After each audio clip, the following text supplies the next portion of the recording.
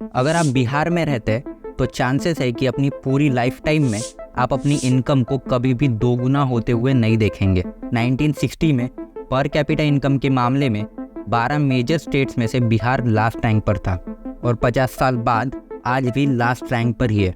According to NITI Aayog report, Bharat में सबसे ज़्यादा गरीबी बिहार में है। हालत इतनी खराब है कि मल्टी डायमेंशनल पॉवर्टी के मामले में बिहार कॉन्गो और मलावी जैसे बहुत ही गरीब अफ्रीकन देशों के बराबर है और बिहार की ये हालत कोई एक रात में नहीं हुई है। लालू यादव के राज में 15 साल 6 बजे के बाद यहाँ पे कोई भी बाहर निकलने के लिए सोचता था। फ्रॉक पहन के बैठाया जाता था हम लोग को कि आएगा काट देगा, लड़का देखेगा तो। बिहार की इस आज की सिचुएशन को समझने के लिए पहले हमें बिहार के इतिहास को समझना होगा, क्योंकि इस पूरे प्रॉब्लम की शुरुआत होती है साल 1793 में, जब इंडिया के मेजॉरिटी पार्ट पर ब्रिटिशर्स रूल करते थे। और उस टाइम पर ब्रिटिशर्स ने भारत को मेनली 3 प्रोविंसेस में बांट रखा था, बॉम्बे प्रेसिडेंसी, मद्रास प्रेसिडेंसी और बंगाल प्रेसिडेंसी। और इसी बंगाल प्रेसिडेंसी का पार्ट था बिहार। अब देखिए, आपको ये तो पता है कि किसी भी देश को चलाने के लिए सरकार को पैसों की ज़रूरत होती है और जनरली ये पैसा कलेक्ट किया जाता है टैक्सेस के फॉर्म में। आपने देखा होगा, आप जो भी चीज़ें खरीदते हैं उस पर कुछ टैक्स लगता है जीएसटी के फॉर्म में। आप जब पेट्रोल खरीदते हैं तो उस पर स्टेट गवर्नमेंट कुछ टैक्स लगाती है और सेंट्रल गवर्नमेंट कुछ टैक्स लगाती है। और गवर्नमेंट ऐसा इसलिए करती है ताकि टैक्स से कलेक्ट हुए पैसों से देश भर में सरकार की जो वेरियस एक्टिविटीज़ है उसे फंड किया जा सके। वैसे ही ब्रिटिशर्स को भी भारत में रूल करने के लिए पैसों की ज़रूरत थी, और क्योंकि उस वक्त भारत की मेजॉरिटी पॉपुलेशन का इनकम सोर्स एग्रीकल्चर से रिलेटेड था, इसलिए डिसाइड किया गया कि एग्रीकल्चर रेवेन्यू पर टैक्स लगाया जाएगा, जिससे जो पैसा कलेक्ट होगा उसे ब्रिटिश सरकार यूज़ करेगी भारत में अपनी वेरियस एक्टिविटीज़ को फंड करने के लिए। और ये एक बड़ा कारण बनता है बिहार की स्लो ग्रोथ के पीछे, जिसे हम आगे समझेंगे। तो साल 1793 में ब्रिटिश सरकार परमानेंट सेटलमेंट एक्ट लेकर आती है, जिसके अंडर बंगाल प्रेसिडेंसी में ज़मींदारी सिस्टम को इंट्रोड्यूस किया गया, जिसके तहत एग्रीकल्चर रेवेन्यू पर लगने वाले टैक्स को इन्होंने फिक्स कर दिया। इसे एक एग्जाम्पल से समझते हैं। मान लीजिए कि आप बिहार में एक किसान हैं और इस साल आपने खेती से लगभग 10,000 रुपये कमाए हैं और ब्रिटिश सरकार ने जो टैक्स अमाउंट फिक्स किया था वो 4,000 रुपये था। तो आपने अपनी कमाई से 4,000 रुपये ज़मींदार को दिए, जो कि ब्रिटिशर्स के बिहाफ पर टैक्स कलेक्ट करता है, और आपके पास 6,000 रुपये बच गए। पर मान लीजिए कि अगले साल बिहार में बाढ़ आ जाती है, जिससे आपकी फसल खराब हो जाती है, जिस वजह से आपका एग्रीकल्चर रेवेन्यू गिरकर सिर्फ 2,000 रुपये रह गया। इसके बावजूद क्योंकि टैक्स अमाउंट फिक्स है 4,000 रुपये पर, इसलिए आपको किसी भी हालत में 4,000 रुपये का टैक्स ज़मींदार को देना ही होगा।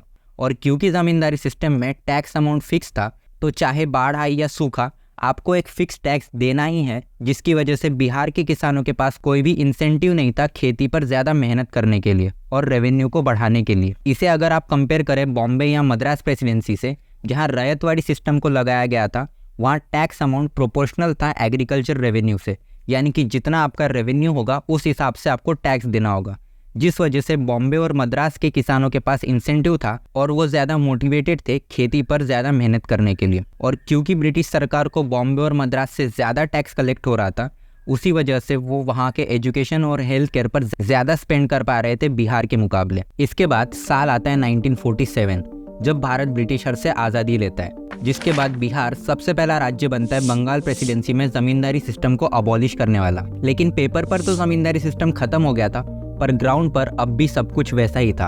अब आज़ादी के बाद भारत सरकार इंडस्ट्रियलाइजेशन को देश भर में हेवीली प्रमोट कर रही थी, इसीलिए 1952 में government freight equalisation policy introduce करती है, जिसके अंडर पूरे देश भर में रॉ मटेरियल्स के प्राइसेस को फिक्स कर दिया गया, जिससे महाराष्ट्र और गुजरात जैसे कोस्ट लाइन स्टेट्स को तो फ़ायदा हुआ, पर बिहार, उड़ीसा जैसे मिनरल रिच स्टेट्स जो ऑलरेडी पीछे चल रहे थे, वो और भी पीछे होते चले गए। इसे एक एग्जाम्पल से समझते हैं।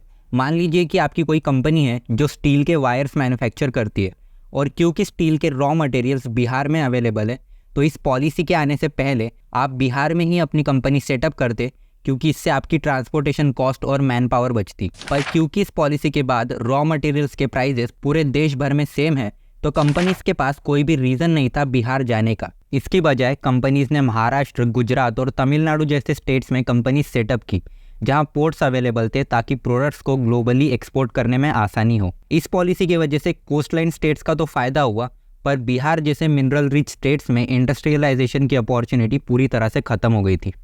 इसके बाद तीसरा और शायद मोस्ट इम्पॉर्टेंट फैक्टर जो बिहार की स्लो ग्रोथ के पीछे है वो है बिहार की पॉलिटिक्स। अब जहाँ साउथ इंडिया में कई द्रविडियन मूवमेंट्स हुई थी जो कास्ट के बीच इक्वालिटी लाने की बात करती थी, और महाराष्ट्र में B.R. Ambedkar lower caste communities के लिए लड़ रहे थे, वहीं बिहार में अनफॉर्चुनेटली 1980s तक कोई भी लोअर कास्ट लीडर उभरे नहीं थे। पर ये चेंज होता है एक स्टूडेंट मूवमेंट से, जिसके बाद ये दो ओबीसी लीडर्स बिहार की पॉलिटिक्स को डिसरप्ट करने की कोशिश करते और लालू प्रसाद यादव पहले व्यक्ति बनते जो बिहार की पॉलिटिक्स को डिसरप्ट करके 1990 में बिहार के मुख्यमंत्री बनते, जो कि उस वक्त तक अपर कास्ट लीडर से डोमिनेटेड थी। लालू यादव कहते थे कि वो ऑप्रेस्ड कम्युनिटीज़ को रिप्रेजेंट कर रहे हैं, जहां वो स्लोगन्स देते हैं कि विकास नहीं सम्मान चाहिए। इसी वजह से इकोनॉमिक डेवलपमेंट बिहार के लिए एक बड़ा मुद्दा नहीं था, उल्टा बड़ा मुद्दा बन चुका था इनइक्वालिटी और सोशल जस्टिस। उदाहरण के लिए कहूँ तो लालू यादव ने एक डिसीजन लिया कि वो ब्यूरोक्रेट्स को हायर ही नहीं करेंगे, क्योंकि सिर्फ अपर कास्ट लोग ही क्वालिफाइड थे इन पोजीशंस के लिए, जिसकी वजह से सेंट्रल गवर्नमेंट से कई सारे फंड्स जो कि बिहार की इकोनॉमिक डेवलपमेंट के लिए अलोकेट होने चाहिए थे वो हुए ही नहीं, क्योंकि रिलेवेंट प्रोसीजर्स पास ही नहीं की गई। अब इस चीज़ में कोई सेंस नहीं है, क्योंकि अगर आप सीएम हैं तो आप ब्यूरोक्रेट्स को हायर कर सकते हैं और उन्हें ऑर्डर दे सकते हैं कि वो सोशल जस्टिस प्रोजेक्ट्स के लिए काम करें। पर लालू यादव ने ऐसा नहीं किया, और जिस सोशल जस्टिस के तरफ वो बिहार को ले जाना चाहते थे, उनके रूल में बिहार किसी और ही डायरेक्शन में चल पड़ा था। पर ग्रोथ एंड डेवलपमेंट तो छोड़िए, 1990 में बिहार जिस हाल में था, लालू के जंगल राज के बाद वो उससे भी बुरी हाल में पहुंच जाता है। किडनैपिंग, रेप, मर्डर, एक्सटॉर्शन, डकैती, ये सब मानो लालू यादव के बिहार में एक आम बात थी। इनफैक्ट किडनैपिंग बिहार का उस वक्त सबसे प्रॉफिटेबल बिजनेस बन चुका था। आम लोग तो छोड़िए, बिहार में IAS ऑफिसर तक सुरक्षित नहीं थे। Prime Minister Mr. I.K. Gujral have hinted that Mr. Lalu Yadav should step down as the Bihar Chief Minister. इसके बाद 1997 में लालू यादव पर करप्शन के चार्जेस लगते हैं और उन्हें चारा घोटाले की वजह से रिजाइन करना पड़ता है, जिसके बाद उनकी बीवी रावड़ी देवी बिहार की सीएम बनती है। उनका भाई साधु यादव खुद बिहार का सबसे बड़ा गुंडा था। आप सोच के देखिए कि बिहार के लॉ एंड ऑर्डर की क्या हालत हो गई होगी उस दौरान। 1990 में जब लालू यादव बिहार के मुख्यमंत्री बने थे, उसके अगले ही साल पूरे देश भर में LPG रिफॉर्म्स किए गए। जिसे नहीं पता मैं शॉर्ट में बता देता हूँ। LPG रिफॉर्म्स करके भारत ने अपनी मार्केट फॉरेन कंपनीज के लिए ओपन कर दी थी, जिससे वो फॉरेन कंपनीज भारत में आकर बिजनेसेस सेटअप कर पाए, क्योंकि इससे पहले तक भारत एक क्लोज्ड इकोनॉमी हुआ करती थी, यानी कि कोई भी फॉरेन कंपनी इंडिया में बिजनेस नहीं कर सकती थी। तो इन LPG रिफॉर्म्स के बाद जहां भारत के बाकी राज्य ग्रोथ और डेवलपमेंट देख रहे थे, वहीं बिहार अपनी पॉलिटिक्स की वजह से इस अपॉर्चुनिटी को यूज़ नहीं कर पाया, और बिहार की इकोनॉमी पूरे देश में सबसे लोएस्ट परफॉर्म करती रही। इसका अंदाज़ा आप इस बात से लगा सकते कि 1990 में जहां बिहार की पर कैपिटा इनकम लगभग 1200 रुपये थी, वही 1998 में वो घटकर 1100 रुपये हो गई। लालू के जंगल राज में लॉ एंड ऑर्डर के साथ जो मजाक किया गया था, उसके बाद कोई भी कंपनी बिहार में बिजनेसेस करना ही नहीं चाहती थी। साल 2000 में जब वाजपेयी गवर्नमेंट पूरे देश भर में IT को प्रमोट कर रही थी, वहीं लालू यादव का कहना था कि IT का फ़ायदा क्या है, इससे दूध थोड़ी मिलता है। इसके साथ ही साल 2005 में झारखंड बिहार से अलग होकर एक नया स्टेट बनाता है, जिसकी वजह से जो मिनरल्स और इंडस्ट्रियल सेक्टर था वो झारखंड की तरफ चला जाता है। इसी वजह से डिवीज़न के पहले जहां बिहार की GDP का 24% इंडस्ट्रियल सेक्टर से आता था, वहीं डिवीज़न के बाद अब ये नंबर सिर्फ 4% पर रह गया था। इसके बाद साल 2005 में नीतीश कुमार एक रे ऑफ होप की तरह आते हैं और 2005 में बिहार के CM बनते हैं।